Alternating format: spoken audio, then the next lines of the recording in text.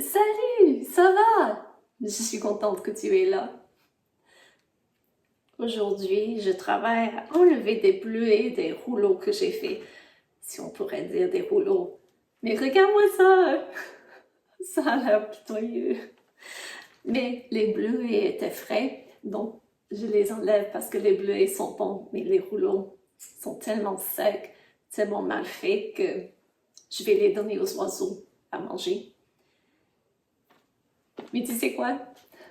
Très souvent dans la vie, on fait des erreurs comme ça, n'est-ce pas? Ça, c'est une erreur de cuisson. Ça me fait penser à une autre fois, quand j'étais plus petite, j'avais trouvé un livret de recettes qui venait des mamies qui avaient mis leurs recettes ensemble pour vendre les livrets, pour soulever des fonds pour un organisme ou quelque chose. Mais j'ai trouvé une recette pour des baguettes. Et je me suis dit, waouh, je peux faire mes propres baguettes. Donc, j'ai sorti le livret de recettes, puis j'ai suivi les directions. Et j'ai fini en ayant beaucoup de rondelles de pâte mouillées, trempées, un peu partout dans la cuisine. Mais mes baguettes n'étaient pas cuites. Donc, je me suis dit, ok, j'ai dû manquer une instruction quelconque, donc j'ai regardé encore dans le livret et je ne trouvais rien d'autre. Ça avait dit comment faire la pâte, comment la former en rondelles, puis de le tremper dans de l'eau bouillante salée pendant quelques minutes. Mais ça ne cuisait pas ma pâte. Et donc, finalement, après peut-être 1 heure ou plus de chercher, de fouiller, de me demander est-ce que j'ai manqué de faire quelque chose, il y avait un déclic dans mes pensées. Et j'ai cherché d'autres livres de recettes. Et finalement, j'ai trouvé une autre recette où c'était marqué, oui, on va bel et bien tremper les baguettes dans de l'eau bouillée salée, puis on doit transmettre les baguettes de l'eau bouillante à une plaque à cuisson pour les enfourner. Et ce n'était pas marqué dans le livret de recettes que j'avais devant moi qu'il fallait les faire cuire dans le four pendant un certain temps. Donc, wow, c'était toute une erreur parce que j'avais de la pâte trempée un peu partout et mon père m'avait dit juste jette-le. Il en avait eu assez. Donc, il avait dit jette-les, jette-les, si jamais tu te mets à l'expérience encore, s'il te plaît, achète la farine parce que ça avait pris 8 tasses de farine. C'était pas mal, tout un sac. Donc, c'est une erreur. C'était une erreur. Et est-ce que c'était grave? Non, pas du tout. Et ça nous arrive à tous dans la vie. Ce serait bien si chaque fois on faisait des rouleaux. Oh, si ça sortait moelleux, puis sucré et vraiment bon. Mais de temps à autre, on fait des erreurs. Et ce n'est pas grave. Donc, j'enlève ce qui est toujours bon pour manger. J'aime beaucoup les bleuets, vrai, mais je vais donner le reste à nourrir des oiseaux, des animaux sauvages, et c'est ça. Mais qu'est-ce qui arrive quand on fait une erreur plus grave dans la vie? Il y a des erreurs ou des fautes, ou c'est juste quelque chose où il y avait quelque chose sur notre chemin et on s'est enfargé, ou on avait laissé glisser quelque chose et ça s'est brisé. Ça arrive, mais ce n'est pas grave. Mais qu'est-ce qui arrive quand il y a quelque chose de plus grave qu'on fait? Une erreur comme ne pas dire la vérité à quelqu'un, mentir, ou prendre quelque chose qui ne nous appartient pas. C'est de voler. Ou qu'est-ce qui arrive si nous sommes méchants envers quelqu'un et nous ne parlons pas avec la loi de gentillesse sur nos lèvres? Et qu'est-ce qui arrive quand nous omettons de faire quelque chose que nous devons faire? Ah, la Bible nous dit quoi faire quand nous faisons face à des erreurs comme cela. Donc, dans la Bible, dans le livre de 1 Jean, au chapitre 1 et au verset 9, il y a un verset que j'ai entendu depuis ma toute petite jeunesse. Et je pense que je l'ai entendu parce que c'est un verset réconfortant. C'est quelque chose que Dieu nous révèle. La Bible nous dit à 1 Jean 1,9 « Si nous confessons nos péchés, Nos péchés sont ce qu'on fait c'est ce qu'on dit, fait ou pense qui brise la loi de Dieu, comme voler, mentir, omettre quelque chose de bien que Dieu nous a commandé de faire, parler sans gentillesse. Donc, si nous confessons nos péchés, Dieu, est fidèle et juste pour nous les pardonner et pour nous purifier de toute iniquité. Eh bien, il y a des personnes qui disent, OK, si jamais je fais une mauvaise chose, je dois prier encore pour être sauvé de mes péchés. Du conséquence éternelle de mes péchés, je dois toujours, à chaque fois prier Dieu. Mais non.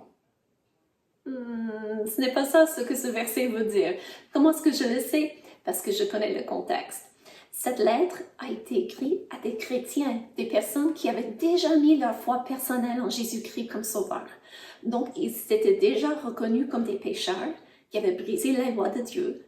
Ils avaient déjà reconnu qu'ils avaient mérité une punition éternelle pour cela, dans une place que la Bible appelle le lac au feu. Puis, ils ont cru au Seigneur Jésus comme leur sauveur. Donc, ça, c'est une transaction qui se passe une fois dans la vie. Et juste une fois. Pourquoi? Parce que Dieu donne sa parole. Si tu crois dans ton cœur que Jésus a ressuscité des morts, tu seras sauvé. Et ce mot sauvé veut dire sauvé des conséquences éternelles de tes péchés. Et Dieu, il tient à ses promesses. Donc, on peut lui faire confiance. Donc, pour être sauvé de ses péchés et de savoir que son chez-soi éternel sera au ciel avec Dieu, ça se passe une fois dans la vie. C'est juste une fois où on doit confesser ses péchés et croire au Seigneur Jésus comme sauveur. Mais est-ce que ça veut dire que nous sommes parfaits? Que nous n'allons jamais plus faire de mauvaises choses, des erreurs? Non, parce que toi et moi, nous sommes toujours dans notre corps physique qui est sous la malédiction du péché. Et notre corps veut faire le mal, mais après avoir accepté Jésus comme sauveur, Dieu nous donne la capacité de dire non. Mais de temps à autre, nous trébuchons. Nous faisons quand même une erreur grave, un péché. Donc, cette lettre que Jean avait écrite sous l'inspiration de Dieu à des chrétiens, c'est écrit pour ceux qui ont déjà mis leur confiance en Jésus comme sauveur. Et il dit là que ces personnes vont encore pécher, ils vont encore faire de mauvaises choses, des erreurs avec des conséquences graves. Et il dit, si nous qui avons mis notre confiance en Jésus comme sauveur, si nous confessons nos péchés, Jésus est fidèle et juste pour nous les pardonner et pour nous purifier de toute iniquité. C'est un peu comme ce qui arrive quand comme moi, quand nous faisons quelque chose de mal envers nos parents. Si on fait quelque chose qu'on ne doit pas, nos parents vont nous corriger, vont nous punir pour notre bien, pour nous aider à ne pas recommencer à faire la mauvaise chose. Mais qu'est-ce qu'on doit faire après? On doit avouer son tort, n'est-ce pas? On doit admettre, j'ai fait du mal, donc j'ai menti, je n'ai pas dit la vérité. Ou c'est vrai, j'ai pris un biscuit, je l'ai volé quand tu m'avais dit de ne pas le faire. C'était pour plus tard, je l'ai pris trop tôt. Donc, on doit avouer, comme la Bible dit, on doit confesser. Confesser, avouer, admettre ce qu'on avait fait du mal. Et quand on fait cela, qu'est-ce qui arrive après? Si nous confessons nos péchés, il est fidèle et juste pour nous les purifier. Donc, quand nous avouons que nous avons fait du mal et nous demandons pardon, Dieu nous purifie, c'est comme s'il nous lave encore et il nous pardonne et nous purifie de toute iniquité. Excuse, je n'avais pas bien mémorisé le verset. Hein? Il faut que je travaille là-dessus. Mais c'est ça, quand nous avouons que nous avons fait du mal et nous demandons pardon, ça fait comme rétablir la relation entre nous et nos parents. Et c'est la même chose avec Dieu. Ça ne change pas le fait que tu appartiens à sa famille.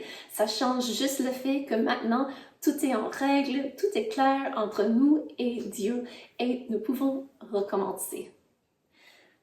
Donc, si nous faisons une petite erreur qui n'est pas grave, qui arrive à tout le monde, ça, ce n'est pas grave, grande chose. Mais si nous faisons quelque chose qui est un péché, quelque chose que la Bible nous défend de faire, c'est à nous d'avouer que nous avons fait cela, de demander pardon et par la grâce de Dieu, de ne pas recommencer, mais demander son aide pour nous aider à suivre le bon chemin dans la vie et à faire mieux que les erreurs. Donc, on ne peut pas changer le passé. Je ne peux pas reculer dans le temps pour faire que mes rouleaux soient mieux, mais je peux en apprendre, n'est-ce pas?